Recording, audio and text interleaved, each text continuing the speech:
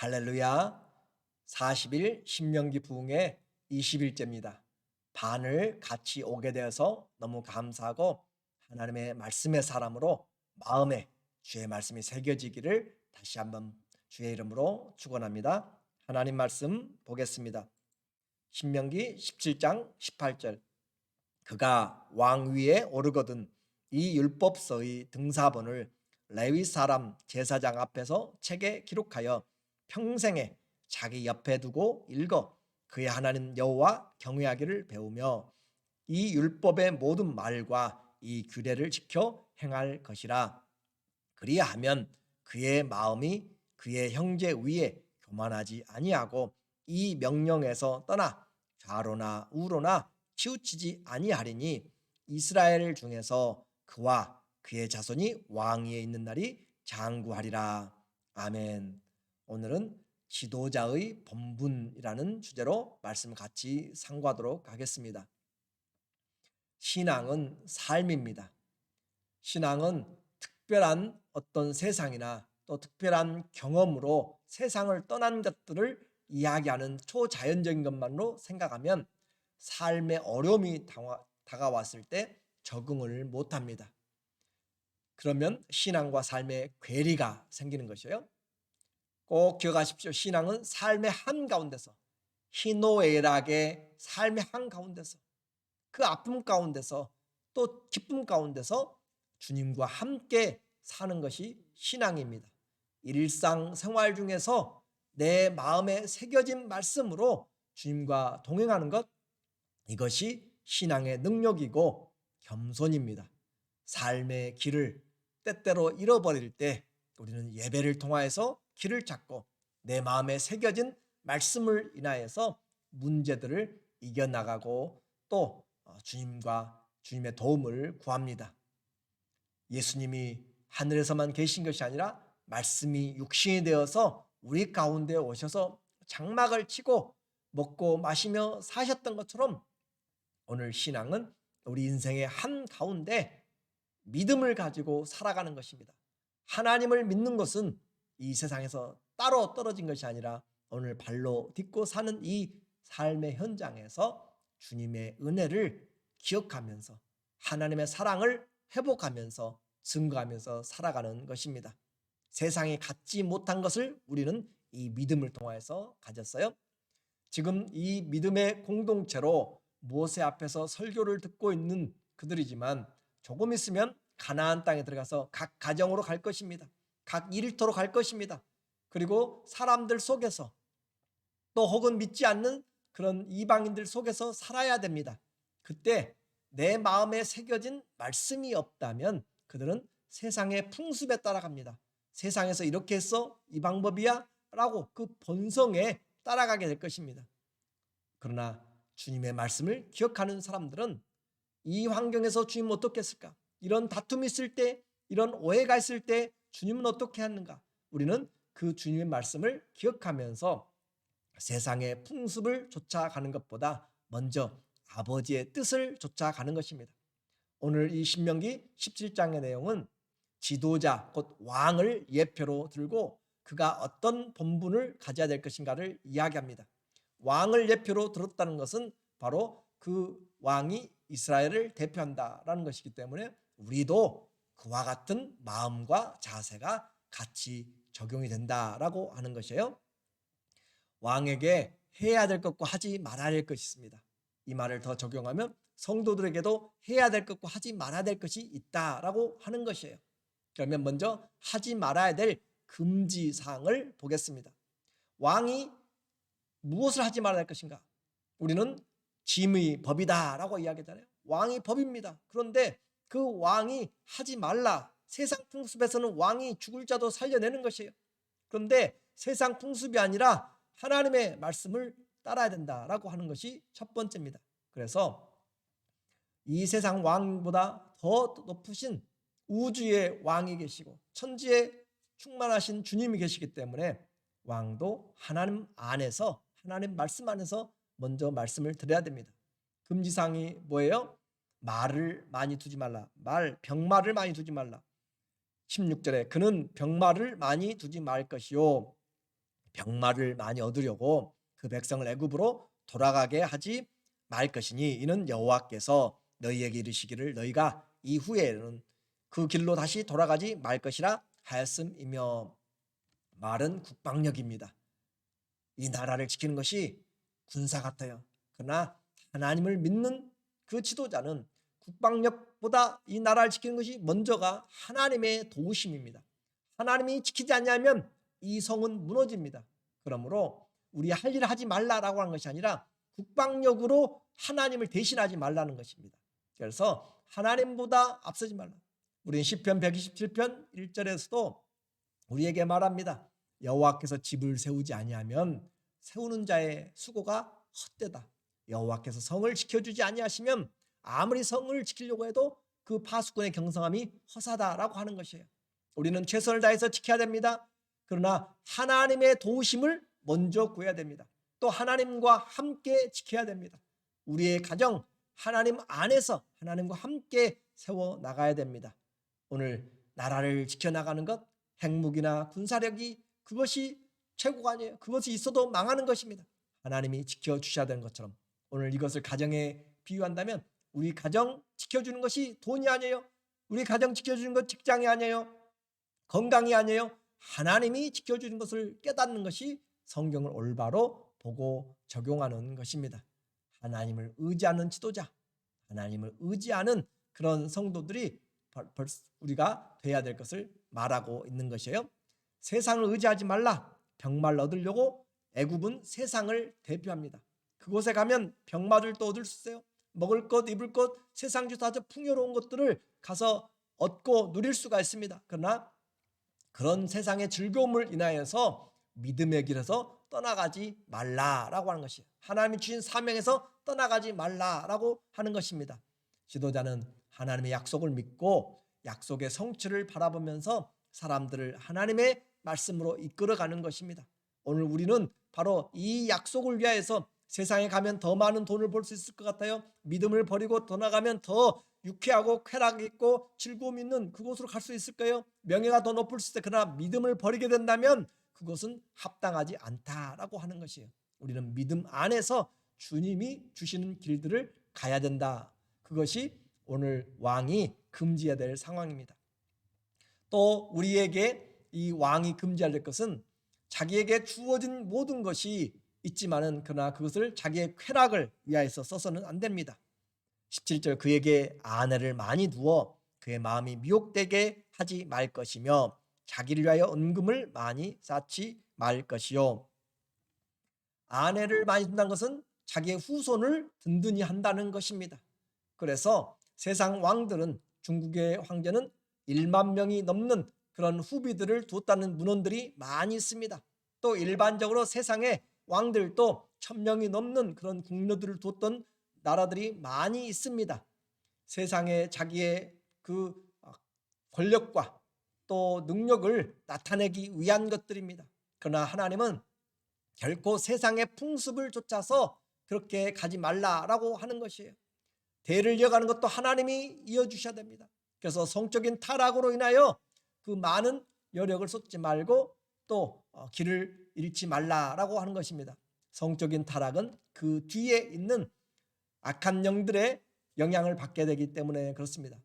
지혜의 왕이라 하는 솔로몬도 1000명이 넘는 후궁들을 두고 결국은 그 여인들 때문에 이방 신들을 쫓아감으로 망하게 되는 것이에요.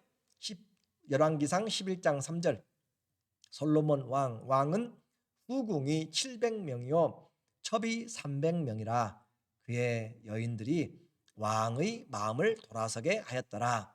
솔로몬이 나이가 많을 때에 그의 여인들이 그의 마음을 돌려 다른 신들을 따르게 하였으므로 왕의 마음이 그의 아버지 다윗의 마음과 같지 아니하여 그의 하나님 여호와 앞에서 온전하지 못하였으니 1000명이나 되는 사람들이 왕의 마음을 돌이켰습니다. 바꿨습니다.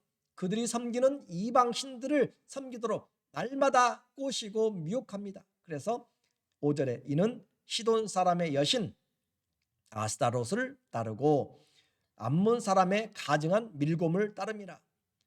이와 같이 미의 여신을 쫓아가게 되고 또 인신본자는 것들을 쫓아가게 되고 수많은 우상들을 여호와의 그 성전에 앞에 또 세워 놓았습니다.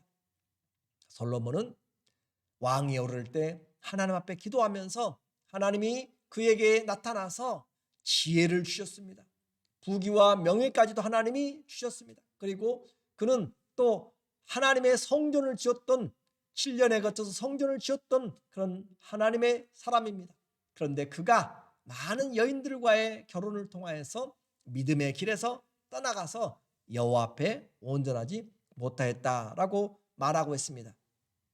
하나님의 말씀을 우리는 잘 기억해야 됩니다. 내가 누릴 수 있는 세상의 것들도 하나님이 원치 않은 것은 우리는 내려놓아야 됩니다.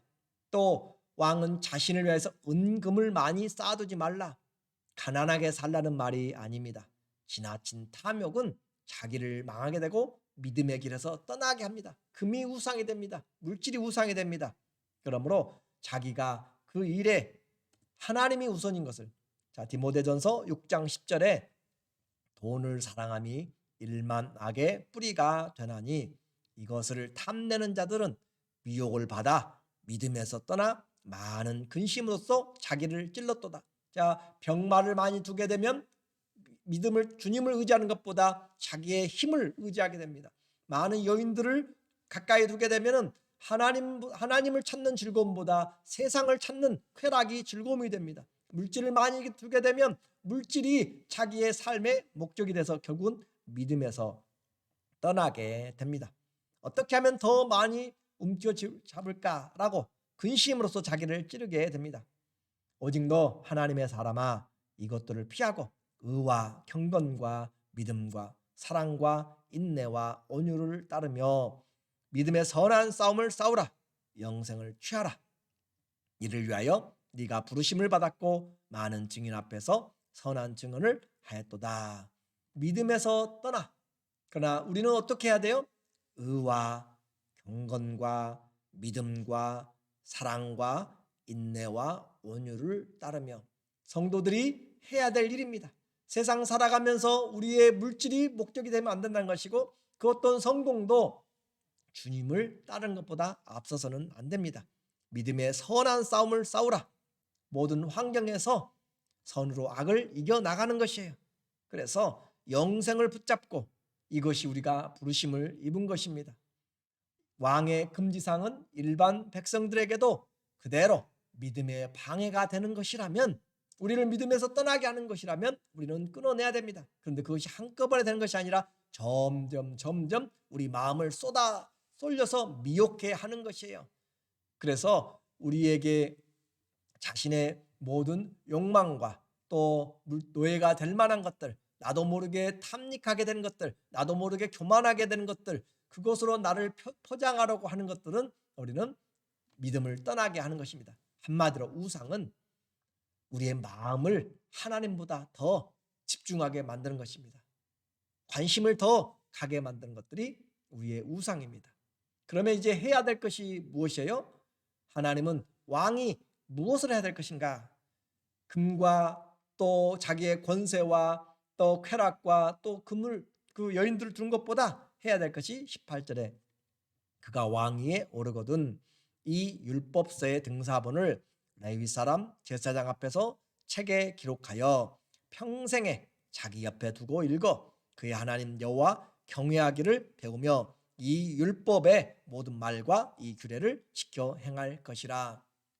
왕이 해야 될 것이 있습니다. 하나님의 말씀을 가까이 두라. 사랑하는 성도 여러분, 여러분의 가까이에 무엇이 있습니까? 내가 날마다 관심 가고 붙잡고 보고 듣는 것이 무엇입니까? 하나님의 말씀을 가까이 두라라고 이야기해요. 왕이 할 일이 없는 사람입니까? 온 나라를 책임져야 됩니다. 행사들도 많이 있을 것입니다. 그와 같은 많은 일이 있어도 전쟁에 나가면 전쟁에 준비를 해야 되고 모든 것에서 바쁜 왕이지만 그럼에도 불구하고 하나님의 말씀보다 더 앞서서 결정하지 말라라고 하는 거잖아요. 하나님의 뜻을 이 일 앞에서 잘 알고 행하라는 거잖아요. 그러므로 내 옆에 평생 두고 읽을 말씀을 가지고 살라. 왕이 그렇게 사는데 오늘 우리는 어떻게 살아야 돼요? 당연히 우리도 일평생 하나님의 말씀을 친구로, 일평생 하나님의 말씀을 선생님으로, 일평생 하나님의 말씀을 나의 조력자로, 그렇게 인도자로 같이 두고 사는 것, 그것이 복이고 은혜입니다. 이와 같이 하나님의 말씀을 오늘 그냥 보관만 하면 안 되는 것이에요. 평생에 자기 옆에 두고 읽어. 내 옆에 평생 있는 사람이 없습니다. 친구도 떠나가고 가족도 다 헤어질 수 있고 다 떠나갈 수 있어요. 그런데 일평생 내 옆에 두어야 될 것은 하나님의 말씀입니다. 일평생 나를 떠나지 않을 것은 말씀입니다. 그것이 우리에게 바른 길을 인도하고, 그렇게 두고 보관만 하지 말고 어떻게 해요? 읽어. 그의 하나님 여호와 경외하기를 배우며. 성경을 읽으면 나에게 하나님을 경외하게 만들어요. 먹고 살 것이 없어요, 힘들어요. 그럴 때 마태복음 6장을 통하여서 날아가는 참새를 보고 들에 핀 백합화를 보고 하루 있다가 사라지는 들풀들을 보면서 먹이시고 입히시는 그 하나님 보면서 하나님을 경외하는 것을 배우는 것입니다. 내가 전쟁터에 나가서 싸움 때도 하나님을 경외하는 것을 배우는 것이에요. 내가 주님을 힘입고 적군의 담을 뛰어넘습니다. 다윗의 말처럼 또 고난의 한가운데 있을 때, 욥이 재산이 다 떠나갔어요. 자식들 10명이 다 죽었어요. 몸에 질병이 들어서 정말 견딜 수가 없고 가죽만 남은 그런 상황에서 하나님 주신 자도 하나님이시고 취하신 자도 하나님이시니 그가 입술로 범죄치 않고 하나님을 찬양하였더라. 그 우리의 고난 가운데서 성경을 읽으며 하나님 경외하기를 배우는 것입니다. 고난 중에 어떻게 하나님을 경외했는지, 아주 많은 것을 가진 부자가 어떻게 하나님을 경외하고 아브라함이 어떻게 하나님을 경외했는지, 우리는 이 모든 환경에서 희노애락의 삶 가운데서 어떻게 하나님을 경외했는지를 배우는 것이에요. 포로로 끌려간 다니엘이 어떻게 그곳에서 하나님을 경외했는지, 노비로 팔려간 종으로 또 죄수 가운데 있는 요셉이 어떻게 하나님을 그곳에서 경외했는지, 성경을 열심히 읽으면서 하나님 경외하기를 배우는 것. 그러면 우리는 성경을 통해서 모든 환경에서 하나님 경외하는 것을 배우는 것입니다. 질병의 한가운데서 다윗의 기도처럼 주님 나를 이 중년에 데려가지 말라고 그렇게 기도하고, 히스기야가 그렇게 죽을 병에 걸려서 하나님 앞에 기도할 때 주님이 15년을 연장해 주는 가운데서 하나님 경외하기를 배우는 것입니다. 우리의 인생에서 성경은 모든 희노애락에 우리의 삶의 한가운데서 하나님을 경외하게 만드는 것이 바로 하나님의 말씀이기 때문에 그 말씀을 배우고 이 율법의 모든 말과 이 규례를 지켜 행할 것이라. 이렇게 하나님의 말씀을 경외하면서 그 주님의 뜻을 행하게 되면 어떤 결과가 있어요? 20절에 그리하면 그의 마음에 그의 형제 위에 교만하지 아니하고 이 명령에서 떠나 좌로나 우로나 치우치지 아니하리니 이스라엘 중에서 그와 그의 자손이 왕 위에 있는 날이 장구하리라. 왕이라고 형제들 가운데 교만하지 않습니다. 또 길을 자기 마음대로 가지 않고 말씀 안에서 가게 됩니다. 그들의 후손들이 복을 받게 됩니다. 오늘 우리의 신앙생활 나만 관계되는 것이 아니라 나 때문에 다른 사람들이 복을 받게 되는 것이에요. 지도자의 중요성은 아무리 강조해도 부족합니다. 가장 중요한 지도자의 임무는 뭐예요? 하나님의 말씀의 사람입니다. 평생 두고 읽으면서 뭘 배워야 돼요? 하나님 경외하기를 배우는 것.